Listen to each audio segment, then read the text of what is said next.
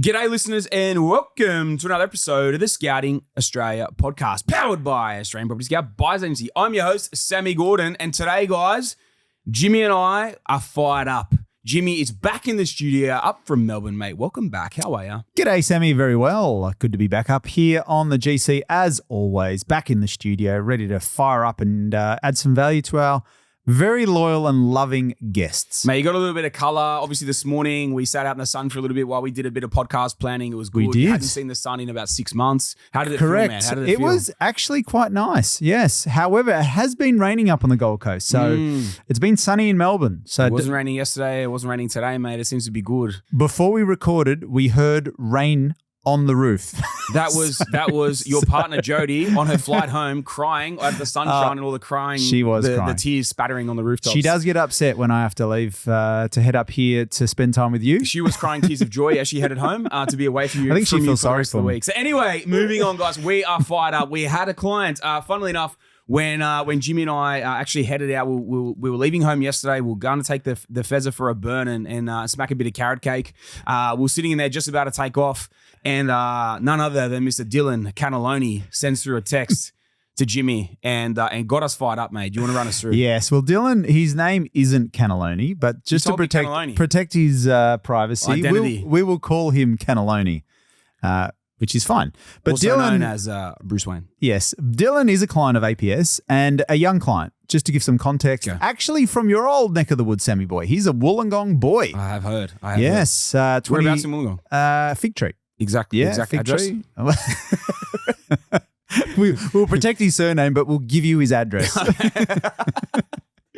So Dylan is a great young fella in his mid-20s, a plumber, Sammy. So working hard, trying to save up some money, and to give you more context, which I didn't tell you. So Dylan had saved a couple of $100,000, right? So he's obviously worked a couple $100,000. Yeah, he's worked pretty hard. Well done. Pretty hard from straight out of school, working in his craft, saving money, and in his brief, I remember him writing, I'm tired of wasting opportunities and I want to actually make the most of my money. Because clearly you don't save $200,000 in your mid-20s and not do anything if you haven't got some level of fear of actually taking that step. For sure. So Dylan came on board, cut a long story short, came on board. He's actually secured his first deal with APS. Well done, deal. And which is an absolute, that's what he wanted to do. But even still, after he's bought his deal, he's still dealing with the influence or the impact of other people having an opinion. And his message is sort of, it sort of made you feel sorry for him. But 100%. I said to him, mate. You could feel his pain. You could feel his insecurity around it. Because obviously the people around him are saying, you're an idiot for investing Interstate. Why didn't you buy in Wollongong or Fig Tree? Which is probably what maybe his family's saying it as well as his mates, and also that you've wasted your money. Like, why would you ever use a buyer's agent? So there was a couple of things there which I thought was quite timely because we do talk a lot about these kind of issues, and people are going to confront this kind of stuff whether you're starting out, whether you're a few properties in. I think the difference is, as we know, once you get over that little hump, you stop telling people who aren't on the same page as you, so you don't really care what they say.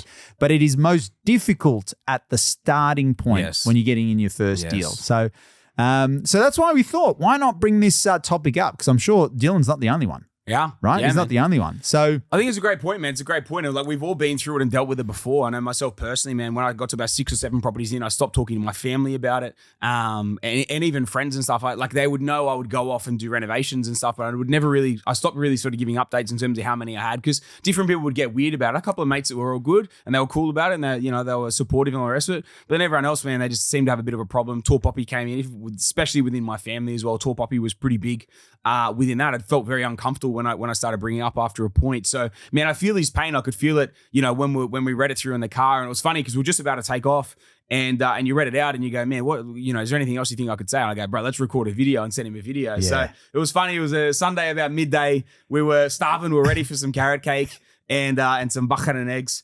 and we recorded this video, and we pretty much fed his whoever was feeding him shit. We did. We gave a return serve. So, and man, you said he came back and said he's feeling pretty emotional from what we sort of wrote back to him as well, right? Yeah, absolutely. He was quite emotional because he said that he is trying to surround himself with people who are of a similar mindset. Yes. And obviously that's difficult. When you're a young guy, if your mates or your family or no one else is supportive of your dreams, other than listening to the podcast or being part of the School of Property community or jumping on the webinars, who else is actually feeding you that encouragement and support? Not a lot of people. Not a lot. So his direct message was, just to give full context, he says, Jimmy, how do you deal with, he apologized for messaging on a son. I said, dude, anytime, we're happy to help. And in quotation marks, how do you deal with when people say, you're an idiot for investing out of state, and why would you waste your money on APS? And I knew Sammy was, the producer knows Sammy quite well. And Sammy, he's got a short fuse at the best of times. But when his belly is empty and he has carrot cake in his sight, if you think a bull shark in water, Sammy on a carrot cake... He's like a seal bleeding to death directly in front of you. So I thought I'd do that. I ate it about as quickly. I thought I'd put a bit of burley out there yesterday while he was on an empty stomach and said, look, you're never going to believe it. This poor guy. That's why he wanted to put the video. So Dylan's got his own little memento of true feelings. But then we thought we'd share this with everybody. So my question to you, Sammy, on the first part, because there's two parts here, right? There's you're an idiot for investing out of state. And then the second part is why you're wasting your money with APS. So it's a double loaded there. I think there's a triple loaded here, but we'll save the third one that you've missed. We'll save that to the end. But I think the first one about the investing into statement, I think is a very important one to kind of unpack. Where do you think that first comes from? Just to strip it back, because that whole local mindset, where do you think that originated from? Man, I think obviously the biggest thing it comes from typically is family, but it's also insecurity and lack of knowledge, lack of information. So people are always like, oh, buy in your backyard, or they've seen this area do well. And how old is it? He's like 25. 26. 26, right. So in the last 10 years, you think about it, the Wollongong boom, Sydney boom started in 2013. I personally own property in Wollongong. In 2014, Wollongong kicked off. Yeah, the market effectively doubled between 2014, 2017. Then it cooled off and had another little COVID run. So over the last 10 years, which is pretty much where they would have, probably seen a bit of stuff around property, and their parents would have, had exposure to the market undoubtedly as well. Man, they would have seen that market would have done really well. Now, the biggest mistake that so many people, including novice BAs and BAs that don't know what they're talking about or what they're doing, combined with the average investors out there that just hear this sort of stuff, timing the market, just timing the market, they base a location's potential based off its past performance. So, it's doubled or done 150% in the last 10 years. It must be a great market. It's probably going to keep doing it forever. It's a proven performer, all the rest of it. Not knowing that so often that is actually the precursor to a long period of stagnation. And, we look at a lot of these really expensive markets where the income to house price, ratios and affordabilities are terrible. Man, and the actual propensity for it to have significant growth or sustained long-term growth is very small. And almost all markets, when you look at them over a long trajectory in a long period of time, have their massive periods of stagnation. And then they normally have their periods of, say, 2 to 3, 4 years of rapid growth, followed by that long period of stagnation before it starts again. And so, man, I think so much of it comes from that lack of knowledge, that lack of experience, and the fear of it's the fear of the unknown as well. They're like, why would you go and buy there? You're an idiot for going and buying there when we know that this place is a proven performer, right? Whereas someone like Dylan's actually trying to get himself educated. He's listening to content from people that he know has achieved things that he wants to achieve.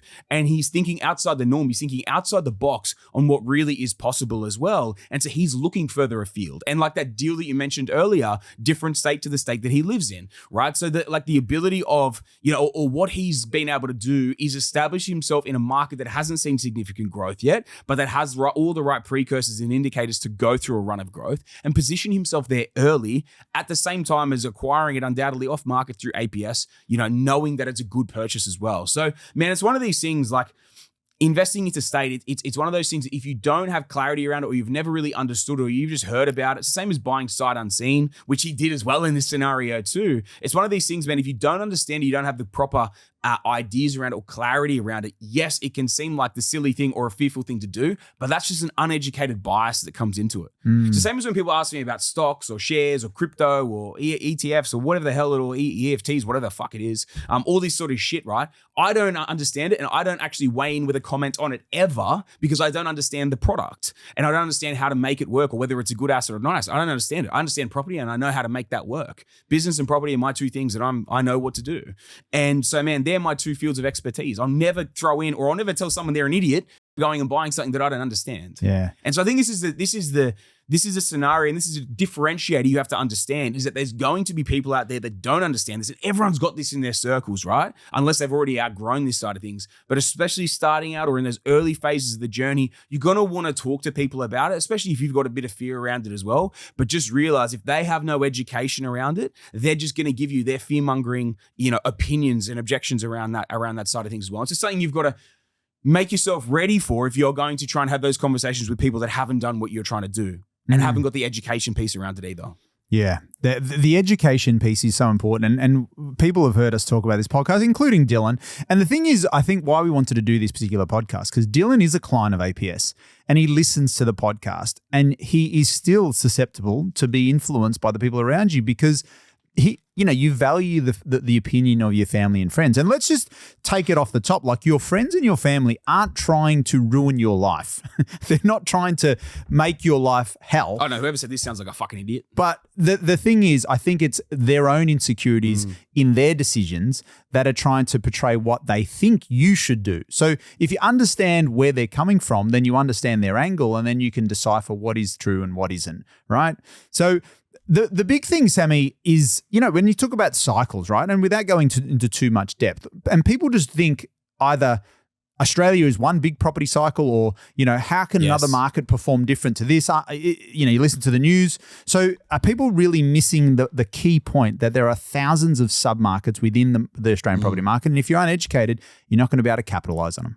Yeah, man, I think the important thing to note is probably not thousands of sub-markets, 15,000 suburbs in the country, right? And then you've got however many LGAs and councils, you've got all your capital cities, all the rest of the thing, and then you boil that down to your strong regionals, everything else. But then even within your capitals, you have different LGAs, councils within those as well, right? So, you definitely have probably close to 1,000 sub-markets, across the country, over 15,000 suburbs. And I think what's important to note is they don't all move at the same time. So they don't all grow at the same time. They don't all stagnate at the same time. They don't all slump and whatever at the same time. They all move at different rates of growth, relevant to the different demand that's in that area for the product. And sometimes it can very much vary depending on the product as well. So, man, I think it's really important to note and to understand that. And this is the thing, when someone's giving you an opinion of something as if the market is an entire market, as if the whole Australian housing market is one, again, that is the first red flag that they have no idea what they're talking about. And then, man, it really gets drilled down to like, where then makes the most sense for you to actually put your money? And I think the more that you unpack that, the more you actually, the first things first, you have to have a strategy first, right? So once you have a strategy, then you can actually differentiate between what asset you should be actually putting into the portfolio. Yeah. And then once you understand that, that's when you can start to drill down into, okay, well, what areas then make sense for me to put this style of asset into the portfolio that I know I now need because of my strategy. Yeah. And so, man, it just it really cuts through the noise of just needing to be in your own backyard or your own state or your own city or whatever it is. And once you really understand that piece, that's where the light bulb really should flick, and it should really open your eyes to what's possible outside of the market. And if we look at myself for 1 second, first deal in Wollongong, second deal in the Southern Highlands, so both close to home.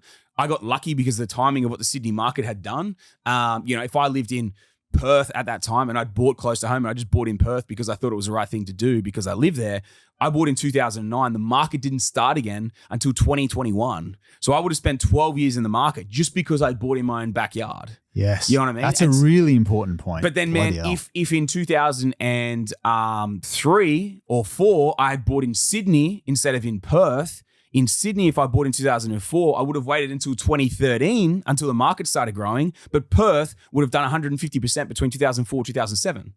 So you see where it's it's all different cycles at all different times make the most sense. Yes. That's why you can't lump Perth in the same bucket as Sydney or Brisbane or Adelaide or Melbourne or anything. They all move differently. Yeah. And so the more that you understand that, and that's the thing, I might have run through that a little bit quickly. If you don't understand the premise behind that, maybe just listen back to that for half a second because they all move in completely different cycles. And so that 10 years, that decade of 2003 to 2013, Sydney did nothing and so many of those other markets doubled. But then in 2013 to call it 2021, all the other markets did this, so many other markets did the opposite and they stagnated during those periods. 2000 and pretty much 8, post GFC through to around about 2020, almost none of those other markets moved as well. So again, it's understanding what's actually going to drive the market that you're in. Why are you buying in there? Yeah. What are you trying to get out of that transaction, that asset type in your portfolio, and acquire it for those specific reasons, regardless of location. If anything, location and interstate, in-state, whatever it is, should only be decided upon whether it's the correct asset for you or not.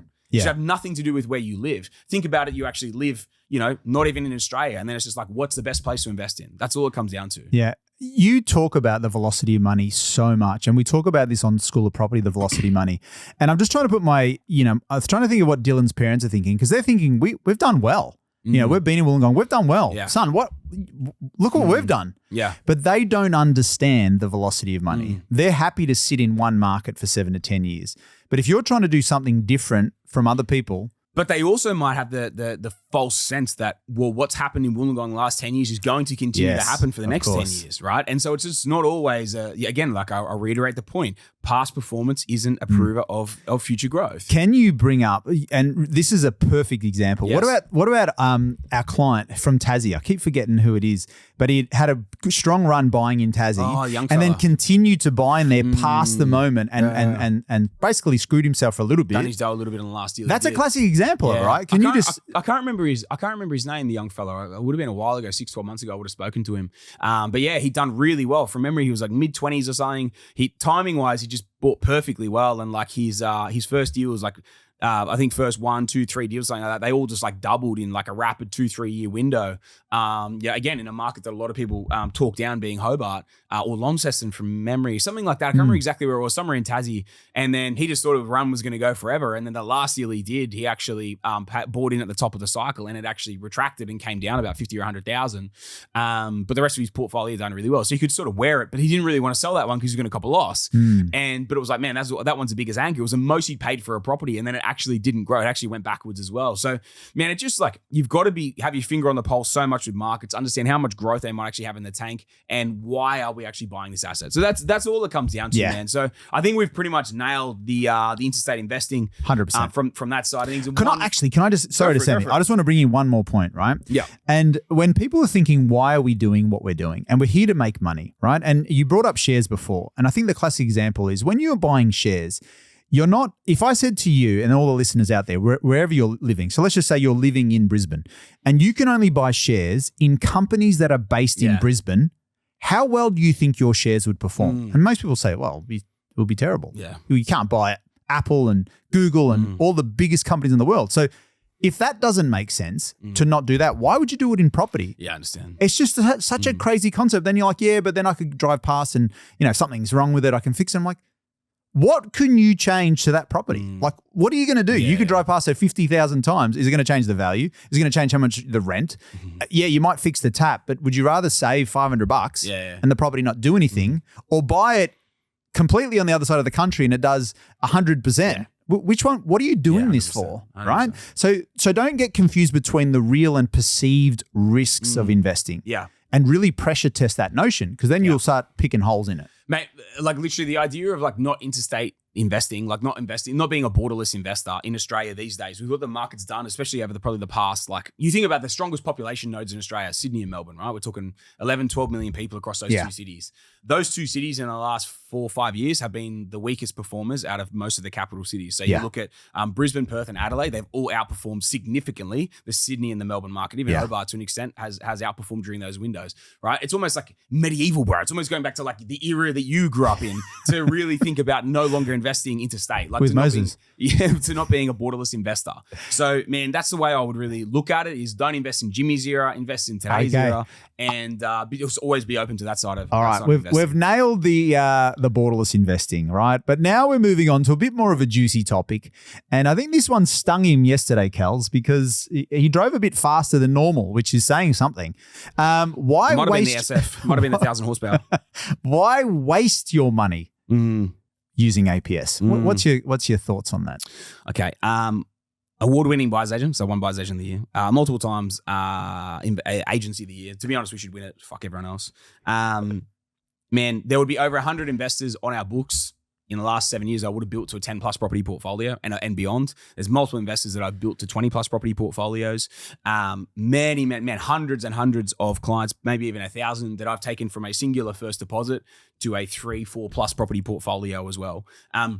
the proof is in the pudding of what both obviously myself for the entire time of APS, but all the other APS strategists, buyers, agents, everything else as well. The formula that we have invested within, our ability to pick markets before other people have. There's multiple markets that we've entered well before everyone else, 6-12 months before anyone else, and positioned ourselves perfectly into a market before it has exploded. And a lot of the time, it's actually started as growth run before anyone else gets in. Let's say, we might have got in, you take Perth, for example, we got in late 2020. Market started its run in probably Q3, Q4 of 2021. Most people weren't really getting into the market till late 21, started 22. So for that 6 to 12 months before, depending on when an investor had actually gotten into the market, they had bought in earlier, got a bigger discount than bigger discount than we're getting in any other market because there was not as much heat, and then actually positioned themselves at the very start after a 14-year slump. Like, we were buying things in 2020 and 2021 cheaper than people had paid in 2007 and 2008. We were paying less. So wiping out 14 years of wait time in the marketplace for less dollar value just before the market exploded, right? No one else was doing it at that time. I didn't know any other BA that was in the market, especially in 2020. Even in 2021, there was a couple of little players, no one doing what we were doing at that time as well. So that's just one example, right? So the idea, and this isn't to take, in all honesty, this isn't cutting from any other BA in general, but really what I'm talking about, man, is the idea that someone's, the notion that someone said, why would you waste your money on APS, right?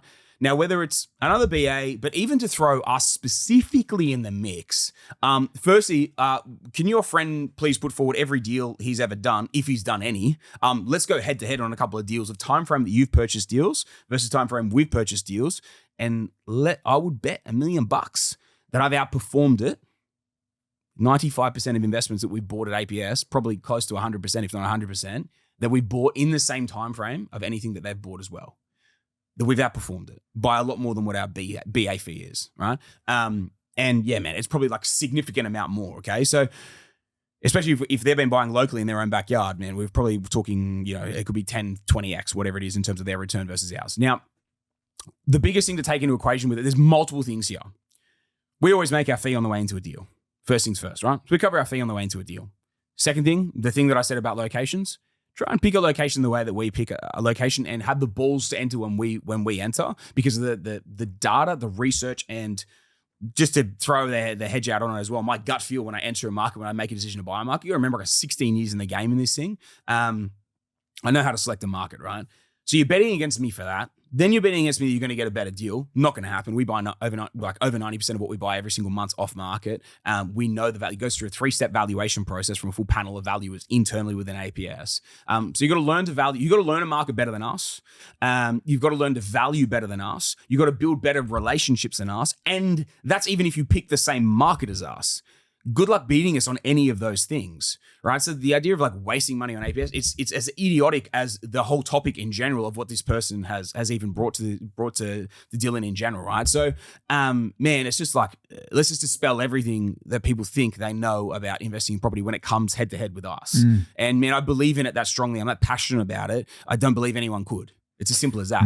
Do you think what this person is saying to Dylan is more around why would you spend the money? I think that's that cost versus benefit. Well, just to spell that exactly. Yeah. So I think that's what, I don't think it's comparing us to other buyers agents. I can't imagine that would be the case because it sounds like But I'm saying it in general, even in both. In general, 100%. Whatever, it doesn't matter. Like cost difference between us and other people, we're typically around about in the middle of what everyone else charges between the bottom and the top end of what everyone charges. So that regardless, but wasting your money on a BA, wasting your money on us, whatever the equation is of the conversational context of that actual comment is just silly. Yeah. Silly, idiotic to use this man's word or this person's word. And I think like the other big thing to throw into the equation, man, I'm still so passionate about retaining the quality that we've always had. Obviously got burnt by BA going back nearly 10 years ago now for myself, right?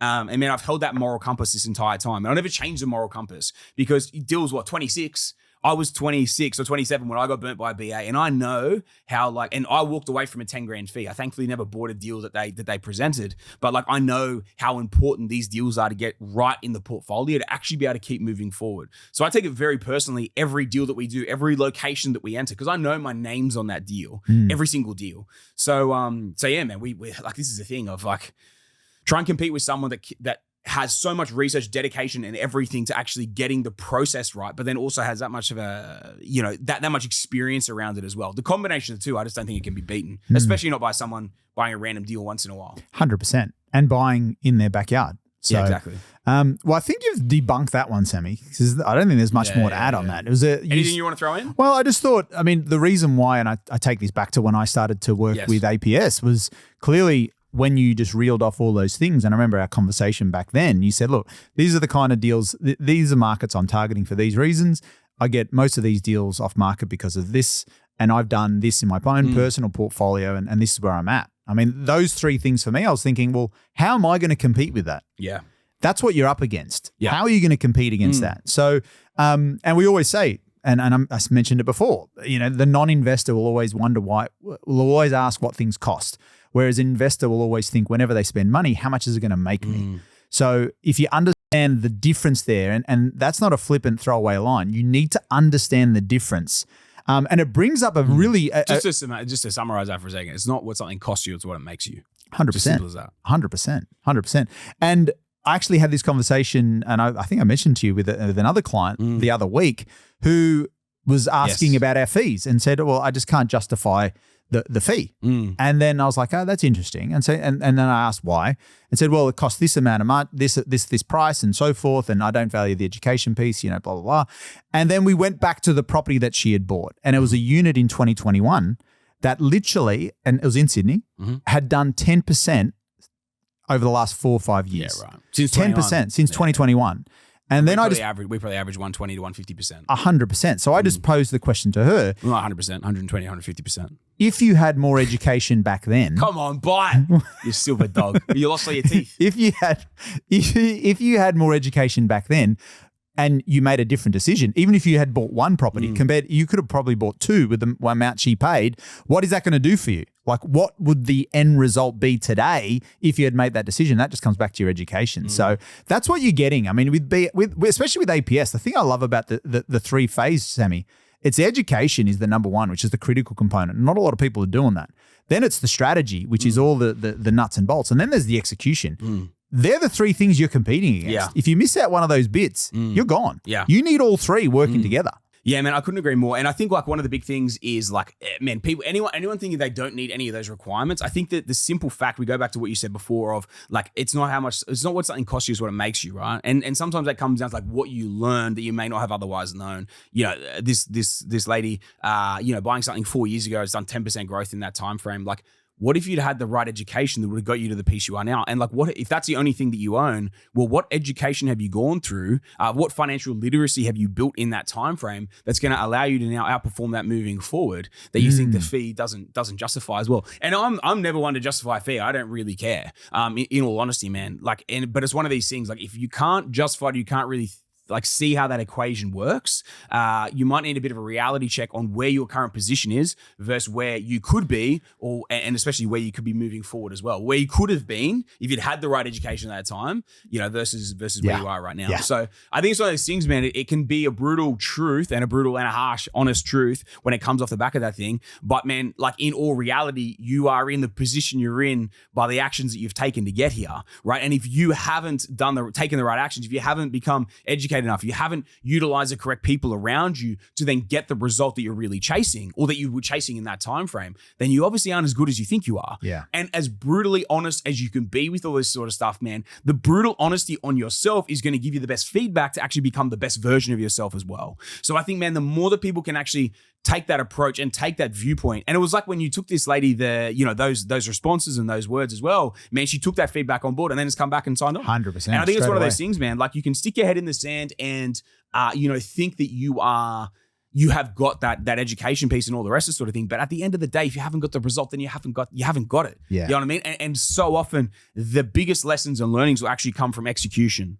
So you need to learn as much as you can, but then also execute. But who are you learning from? Are you learning from free stuff? Because I guarantee you the free stuff hasn't got everything in it.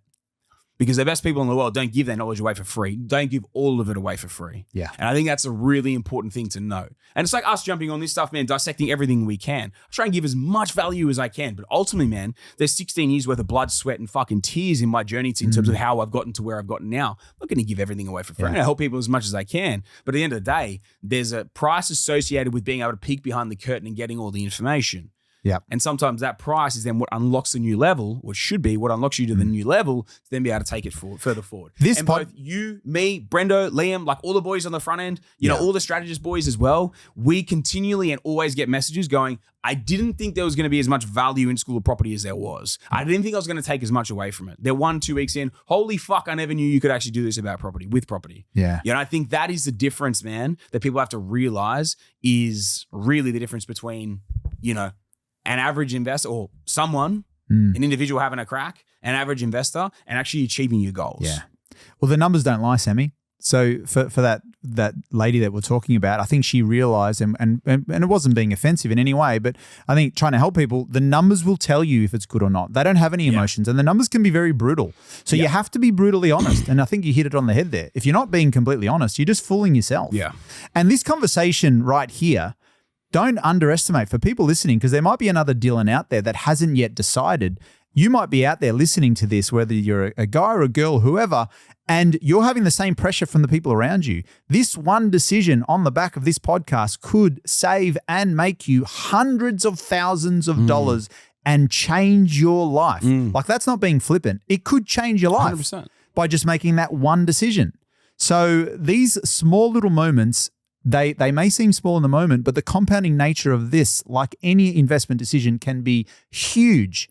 So if you're facing this, listen more, get better educated. If you know someone who's facing the same challenge that Dylan was under, or a lot of other people are facing, send this to them. I mean, the best thing you can give them is not shout them a beer. The best thing you can do is pass this on. Say, mate, I was thinking about you. I know that you've been dealing with someone who's talking shit to you. Listen to this. It might help you. Yeah. Yeah, 100%. And man, I couldn't agree with that more. I think it's one of those funny things of like, there's a lot of people that sort of, they'll have maybe one person in their circle where they can send, they would be able to be relating to this as well. But sometimes you need to send this on to the people that are actually feeding you shit about it, to make them realize like what they're missing in this scenario of having your eyes open to what actually is possible as well. And so, man, sometimes it like, not to toot the horn or the trumpet or anything like that, man, but 100 plus property portfolio. I've been doing this for a very long time, built multi investors into 10 plus, you know, multi-property investing portfolios as well. And it all comes off the basis of the knowledge base. So like if you're someone touting buying in your own backyard, wasting a fee on APS, wasting a fee on a BA or whatever it is, you know, man, like there's a simple reason why you aren't where you're trying to get to. Yeah. You know what I mean? Because I can guarantee you anyone that's touting that horse shit is not retired from property. Is not unless they've had a very long time in the game, or they're lucky with a massive, you know, it's not luck, but if they had a big acquisition hit before a big boom came through.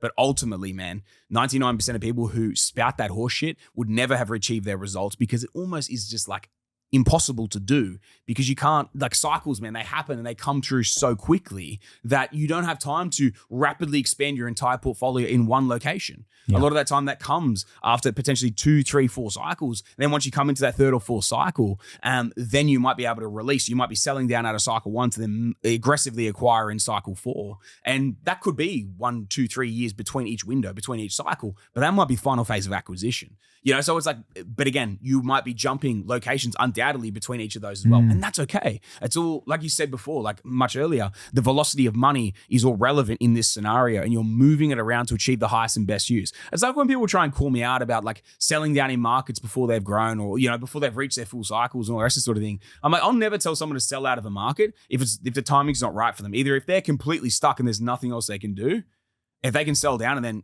aggressively acquire more deals, not one deal, not one for one, but more deals, then it's something we'll always unpack. But like if someone, if we believe a market's done and we give that advice and it grows a little bit further, it is what it is. And by the way, it's not advice. It's a lot of the time what we're looking at when we're looking at markets. But again, on the other side of things, you can never 100% call when a market is at its peak until you're in hindsight and you're looking back. Yeah. But almost always will come down to investors' specific scenario in terms of what they're actually trying to achieve and where they are in their journey at the specific moment as well. Just speaking about idiots at the same time. Yeah. Okay. Well, there was 2 key points points that Dylan brought up, and you said at the top, yes, I've got another one. Yes. I'm curious. What was your third point? You're an idiot. Don't call Dylan an idiot. I'm calling you an idiot. You want my third What a point? child. What a child. You want my third point? Yes. What is your third point, You're an Sammy? idiot. What So are you, whoever parrot? has said this to Dylan and you said, oh, what about if it's the family? What about if it's his mum? I guarantee it's not his mum. She makes unbelievable cannelloni. It's not his mum that's talking this shit. So someone said it to him, and whoever said it to him that said, you're an idiot for investing Interstate and using APS, mate, you need to turn that back on them and go, mate, you're a fucking idiot. What have you achieved in this game? What have you achieved in property? Because I guarantee you, someone that's telling you that has not achieved what you're trying to achieve. And I think that's the most important thing to always remember. Who are you taking your advice from? Is the person you're taking advice from, have they done what you are trying to do? Have they built the portfolio you want to build? If the answer is no, do not take advice from them. It's as simple as that. You should only take advice from people who have done what you want to do. And I just said that like 3 times in a row, but it's the easiest way to smack that home. If anyone's giving you this information, if anyone calls you an idiot as well for following the path of someone that has done it, it shows a level of their financial literacy and probably their IQ, which is undoubtedly extremely low on both those fronts. Because again, like if they're just touting this thing and then calling you an idiot for doing it, for opening your mind to possibilities and what else might be available out there in the marketplace, rather than just buying in one of 15,000 suburbs or 2 or 3 or whatever in a cluster versus what is out there and available in the country, let's be honest, they're the idiot. It's as simple as that. Yeah. It's as simple as that. Well said, Sammy. Except for the first bit. But well said. Mate, I think all of it was very well said from straight from the top, as you said. So, mate, anything you want to throw in? I think we're pretty well done, man. We're pretty well wrapped. I just wanted to say thanks to Dylan for being vulnerable enough to share how he was truly feeling. And I hope, other than the video that we send him, that this gives him value and his actions have inspired someone else out there who he may never know to make better decisions. So well done, Dylan, for writing. And that's what the community is all about. 100%. Man, one final thing I want to wrap up with this. You know, you're just in that essence of that statement I made before of don't take advice from anyone who hasn't done what you want to do. There is a very simple reason in Australia why 92% plus of investors get stuck at 1 or 2 properties. And it's because they don't have the right, exactly as we sort of said before, financial literacy. They haven't got the correct education. They're listening to the wrong people, or they're not open to the other options, opportunities, and strategies that are out there that are going to enable them to actually build beyond the norm and build beyond the herd and the sheep of the country and the sheep of investors that all they get to is 1 or 2 properties, right? You cannot invest the same as everyone else and expect a different result. Want a different outcome? Do a different thing. And this is where in this scenario, someone spouting this shit, the easiest thing to say to them, what have you done in your journey? The answer is undoubtedly going to be 2 or less properties. That's all the answers that I needed. Thanks for the information. Shut the fuck up. Don't bring it up again. Until you've achieved what I've done, what I want to do, let's not bring it up again. I hear. And I think for people who may not love confrontation as much as you, what they might say to their friends or family is, I'm just curious, what are you doing in your own portfolio? Like, are you a property investor yourself? And inevitably they'll say, oh, well, yeah. I listen to a podcast. So I'm listening to Joe Rogan. Ask them what are they doing, and then once they've said it, say, well, how have you built it and what is your plan? And I think you'll quickly unravel that they haven't got a detailed plan and clearly they do not know what they're talking about. And I think that is a nice way to shut them up. Or if you really don't like them, just tell them exactly what you said. Just replay exactly what I said or put it in the headphones and then repeat it as I said it. There's a simple thing here, guys. Never be dissuaded by someone who's never done what you want to do. Because the way you're thinking right now, big deal, is different from the way that your mates and your family are probably thinking. Correct. And mate, that is totally okay. Because you remember there's a saying out there that it only takes one individual to completely break the chain of a generational, a generational lifetime of average. It only takes one person to think outside that box, challenge it, and go a different path. And mate, you're on that different path. So don't be dissuaded by those who haven't done what you want to do. So I know in that message yesterday, you said it feels hard. It feels, I feel uneasy, like all this thing. You said it feels hard. It's supposed to feel hard because you're trying to achieve what no one else in your circle has achieved. It's supposed to feel hard because you're the trailblazer in that environment. But keep listening to this stuff, man. Keep following this path. There is a reason why so many people get stuck.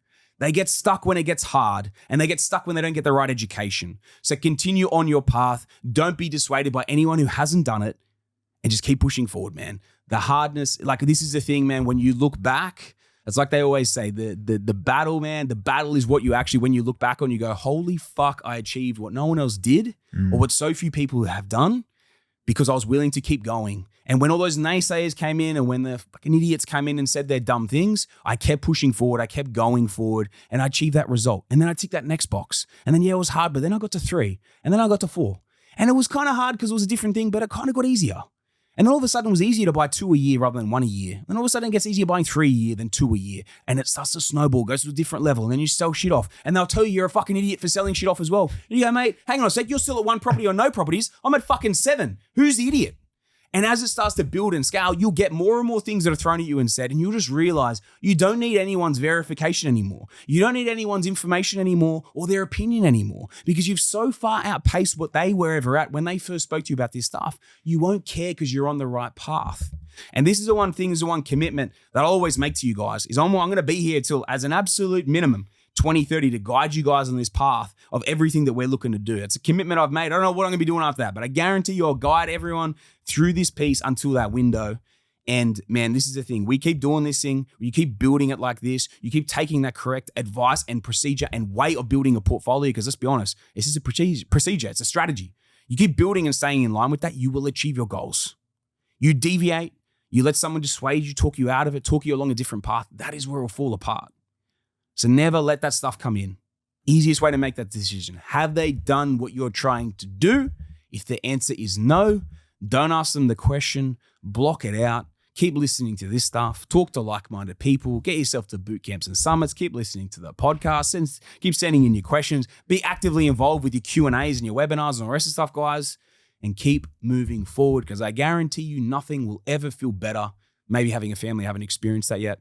But outside of that, nothing will make you feel better than actually building your financial future. Building it that no one can take that away from you. And no one can ever say, oh, I did this, I did that, whatever involved with you. If you built it and you know how heartedly you built it, no matter how you built it, that's all that matters and no one can ever take that away from you. And I guarantee you nothing will make you feel more powerful, more confident than having done that. Because it's the one thing that 99% of people in the world never actually achieve. So lock in, load up, fuck off all the naysayers and get the job done. Yeah, absolutely nailed it there, Sammy boy. You left, you're a slow starter as always, but you finished very, very strong. So well done. Dill and everyone else out there that goes through the same shit, we've all been through it. Jimmy and I both been through it more than most can probably imagine as well. It is normal. It is natural. Embrace the journey and win the game. Yeah, love it. Love it. I think we nailed it, Sammy boy. I don't even know if we need to do a sign off. Guys, if you enjoyed the episode, send it on to someone else you think would take some value that would love this episode as well. I hope it really helped people build that resilience piece and understand that the game is supposed to be hard, but that is the beauty of it. And to keep pushing forward no matter what. So send this on to someone else who you think could take some value out of this and could really, really light them up to keep pushing hard. And if you ever get a bad time where it fucks you up a little bit and you're like, you're not sure, you're getting dissuaded, all the rest of the thing, send yourself this because you probably don't ever send yourself anything. Yes. Send yourself this link in a text. And if you ever get in a hard point, and pin it to the top of your messages. And if you ever get stuck in a hard point and you're like, fuck, I don't know if I can keep doing this. Everyone's trying to talk me out of it. Listen to this potty again, even if you just forward to the last bloody 5-10 minutes we're fired up here. But this stuff will keep you on the straight and narrow, guys, and make you realize in Australia, people will be out there to cut you down as a tall poppy because you're achieving more than them. It's natural. Block it out, stay on your path, and achieve your goals. And until next week, guys, that's another Scouting Australia podcast.